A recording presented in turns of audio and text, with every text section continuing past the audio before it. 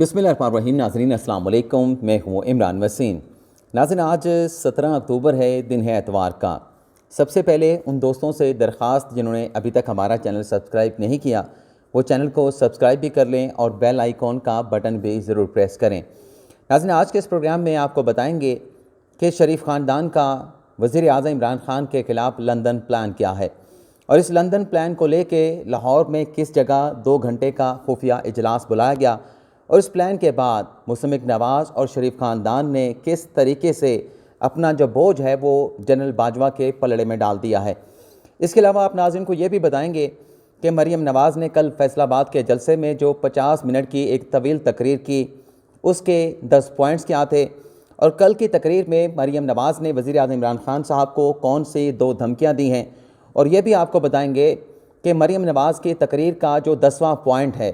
उस 10वें पॉइंट में मरीम नवाज़ ने वज़ीर आज़म इमरान ख़ान पर कौन से 16 इल्ज़ामात लगाए हैं, जनरल फैज़ हमीद पर कौन से 10 इल्ज़ामात लगाए गए। और वीडियो के आखिर में आपको ये भी बताएंगे कि बज़ाहिर तो मरीम नवाज़ ने अपनी इस तकरीर के ज़रिए मुज़ाहमत के बयानिए का तासुर देने की कोशिश की, लेकिन दरअसल मरीम नवाज़ की कल की फैसलाबाद के जलसे में जो तकरीर थी वो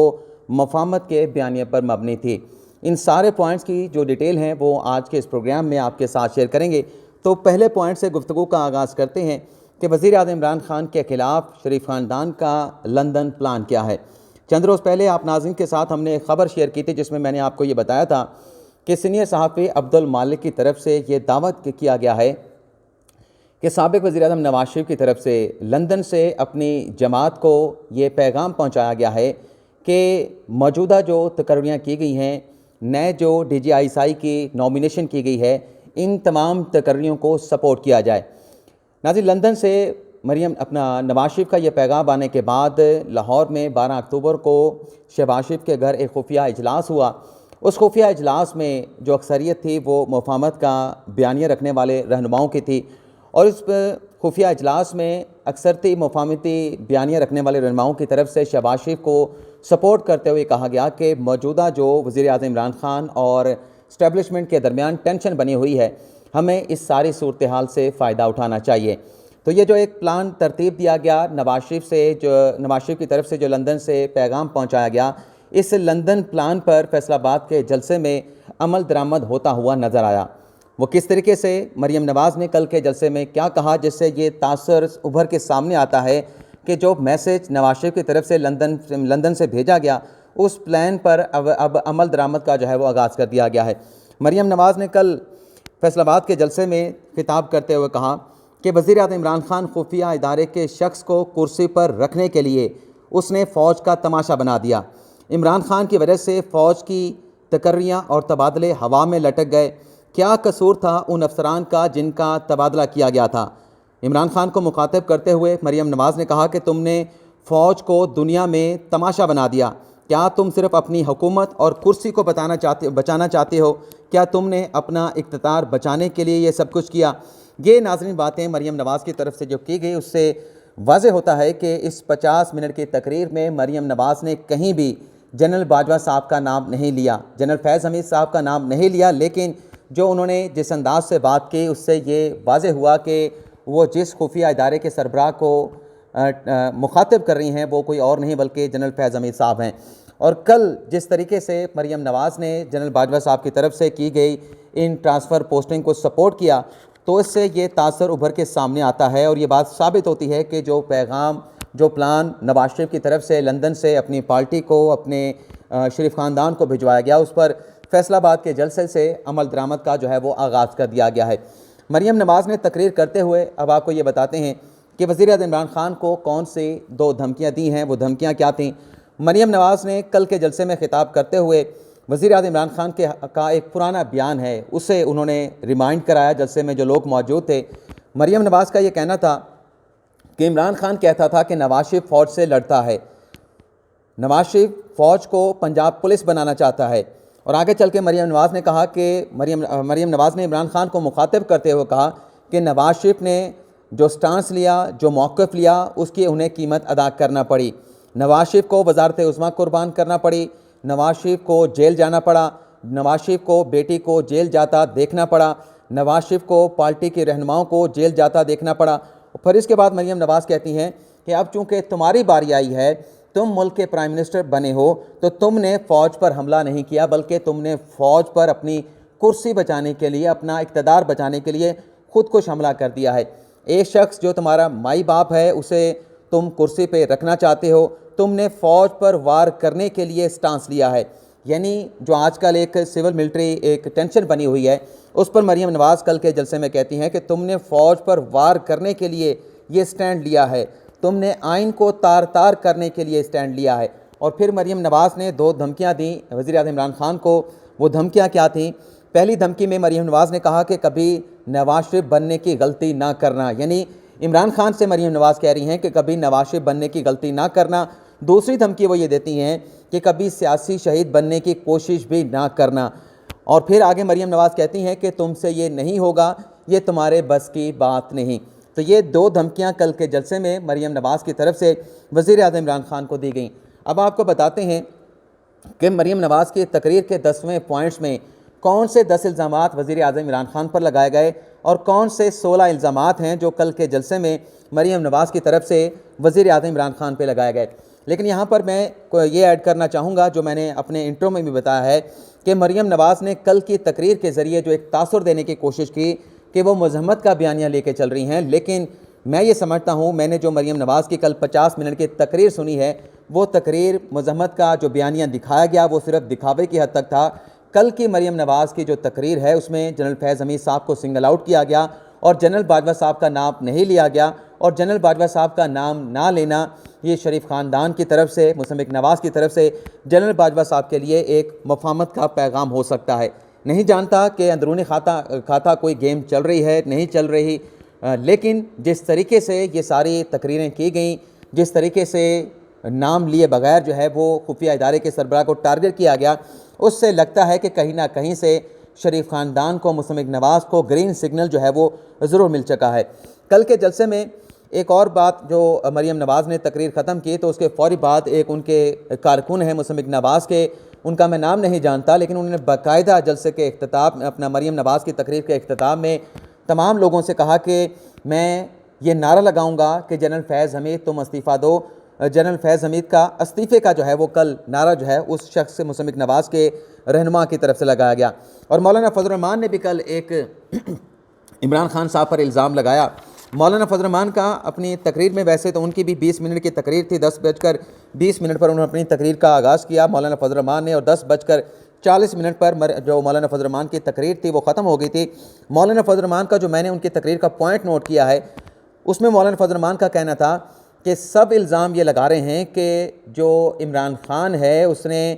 ایک غیر ملکی سربراہ کی طرف سے تحفہ کی گئی گھڑی کو فروخت کر دیا ہے، اور یہ اقدام عمران خان کا قوم کے چہرے پر بدنما داغ ہے۔ اور آگے مولانا فضل الرحمان کہتے ہیں کہ انشاءاللہ اب تحریک چلے گی، آپ ہمیں سپورٹ کریں، آپ کو ہم سپورٹ کریں گے، تو عوام کو باہر نکلنے کی جو ہے ایک ترغیب جو ہے مولانا فضل الرحمان کے کل کے جلسے میں دی ہے۔ اور اس بات سے بظاہر یہ لگتا ہے کہ کل کے مولانا فضل الرحمان کے اس خطاب کے بعد جو 18 اکتوبر کو پی ڈی ایم کا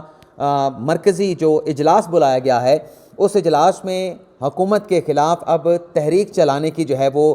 کا کوئی نہ کوئی فیصلہ کیا جائے گا، کیونکہ علامہ ساجد میر صاحب نے جو کل خطاب کیا اس میں بھی انہوں نے عوام کو باہر نکالنے کی بات کی، اور جو اویس احمد نورانی صاحب نے خطاب کیا اس میں بھی انہوں نے عوام کو باہر نکال کے، اور محمود خان اچکزئی نے بھی اس ساری صورتحال میں بلکہ یہ بھی کہا کہ اب ہمیں محمود خان اچکزئی نے کہ ہمیں اسمبلیوں سے استعفے دینے چاہیے، اور حکومت کے خلاف یہ جو تحریک ہے جو پی ڈی ایم کے پلیٹ فارم سے شروع کی گئی تھی اسے منظم انداز میں باہر نکال کر جو ہے وہ حکومت کے خلاف ہمیں تحریک چلانی چاہیے۔ اب مریم نواز کا جو 10 پوائنٹس ہیں، 10 پوائنٹس میں سے میں 10ویں پوائنٹ کی سب سے پہلے بات کروں گا، جس میں مریم نواز نے وزیر اعظم عمران خان اور جنرل فیض حمید پر الزامات لگائے۔ مریم نواز نے اپنے 10ویں پوائنٹس میں کہا، وہی بات میں دوبارہ سے دہراؤں گا، کہ ایک اس شخص کو کرسی پر رکھنے کے لیے جو خفیہ ادارے کا سربراہ ہے، اس کے بعد جو ہے وہ الزامات کا سلسلہ شروع ہوتا ہے۔ مریم نواز کہتی ہیں کہ اس شخص کو یہ بچانا چاہتا ہے، کرسی پہ رکھنا چاہتا ہے جو اس کی کرسی کو بچاتا ہے۔ تو پہلا الزام یہ لگایا گیا۔ دوسرا الزام یہ لگایا گیا کہ وہ مخالفین کو پکڑتا ہے، وہ جو ججز پر دباؤ ڈالتا ہے، وہ جو عدلیہ کا چہرہ داغدار کرتا ہے، وہ جو ججز کو بلیک میل کرتا ہے، وہ جو صحافیوں کو اغوا کرتا ہے، وہ شخص جو صحافیوں کی زبانیں بند کرواتا ہے، وہ شخص جو صحافیوں کو نوکریوں سے نکلواتا ہے، وہ شخص جو ٹی وی چینلز کو بند کرواتا ہے، وہ شخص جو آگے ایک اور بھی الزام لگایا گیا مجھے بھول گیا، لیکن یہ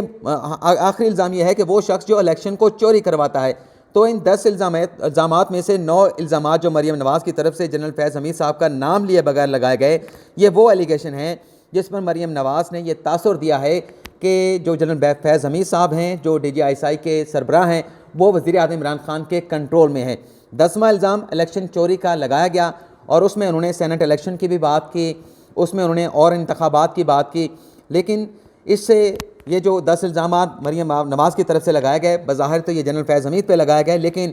یہ 10 کے 10 الزامات مریم نواز صاحبہ نے انڈائریکٹلی جو ہے وہ وزیر اعظم عمران خان پر بھی لگائے ہیں۔ اس کے بعد جو 6 مزید الزامات مریم نواز کی طرف سے وزیر اعظم عمران خان پہ لگائے گئے، اس میں مریم نواز یہ کہتی ہیں کہ اب یہ سنا جا رہا ہے کہ جو نئے D G I S I کی تعیناتی کا معاملہ ہے، اس پر عمران خان جو ہے وہ انٹرویو کریں گے، اور انٹرویو کے سوالات کیا ہوں گے، اس حوالے سے مریم نواز نے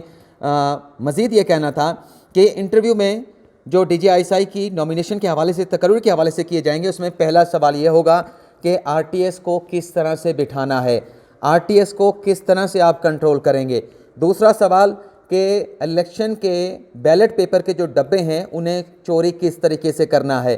ججز کو بلیک میل کس طرح سے کرنا ہے۔ یہ 3 الزام ہو گئے۔ چوتھا الزام کہ چیئرمین سینٹ کا الیکشن کس طرح سے مینوپولیٹ کرنا ہے، اس الیکشن کو بھی کس طرح سے چرانا ہے، اور انہوں نے کہا کہ جب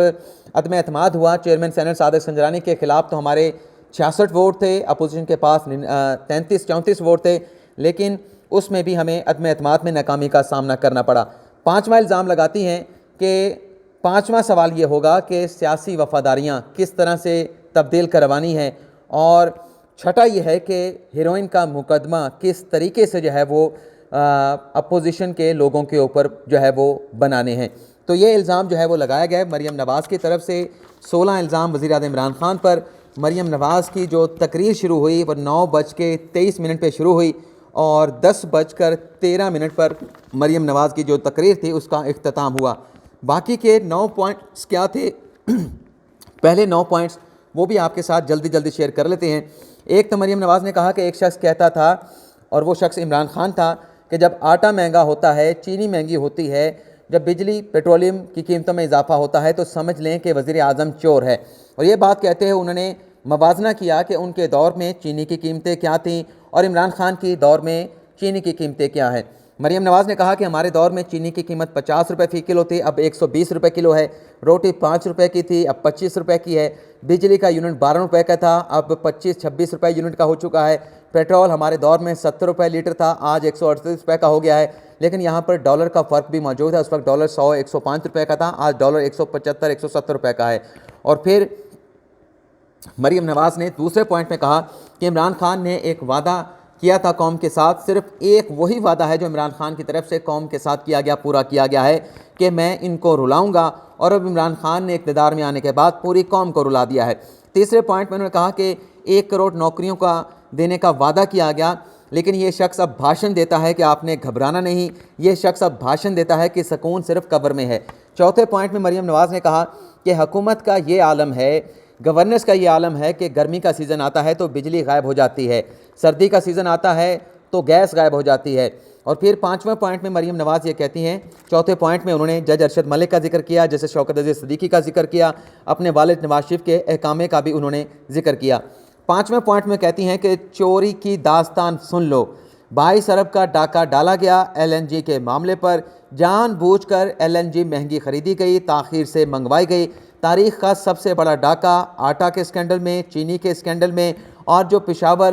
میٹرو بس ہے اس میں بڑے بڑے اسکینڈل جو ہے وہ موجودہ حکومت کے دور میں ہوئے، اس کا حساب جو ہے وہ دینا پڑے گا۔ اور جب اپنے حساب دینے کی باری آئی تو انہوں نے پورا نیب جو ہے اس کا قانون ہی بدل دیا۔ 6 پوائنٹ میں کہتی ہیں کہ توشہ خانہ میں جو تفصیلات ہیں وہ دینے سے انکاری ہیں، اور اس لیے انکاری ہیں، کہتے یہ ہیں کہ اگر یہ تفصیلات دی گئیں تو غیر ملکی سربراہان ناراض ہو جائیں گے، تو جب تحفے لیے گئے تھے تو کیا اس وقت خیال نہیں آیا تھا۔ 7ویں پوائنٹ میں انہوں نے پنڈورا لیکس کی بات کی ہے کہ پی ٹی آئی کا پنڈورا لیکس میں اول نمبر پہ، پہلے نمبر پر جو ہے پاکستان تحریک انصاف کے جو لوگ ہیں وہ پنڈورا لیکس میں پہلے نمبر پر آئے ہیں۔ آگے چل کے 8ویں پوائنٹس میں وہ بات کرتی ہیں کہ سرمایہ کاری جب ہماری حکومت تھی فورن پالیسی یہ تھی کہ ملک میں سرمایہ کاری آ رہی تھی، سی پیک بن رہا تھا اور ایک خارجہ پالیسی نظر آ رہی تھی۔ سی پیک کے حوالے سے ویسے بہت ساری باتیں اب میرے ساتھ دوست جو ہے وہ ناراض ہو جاتے ہیں، لیکن یہاں پر میں ایڈ کرنا چاہوں گا کہ بینگ اے رپورٹر میرا کام خبر دینا ہے۔ میں نہ نون لیگ کا ورکر ہوں، نہ پیپلز پارٹی کا ہوں، نہ پاکستان تحریک انصاف کا ہوں۔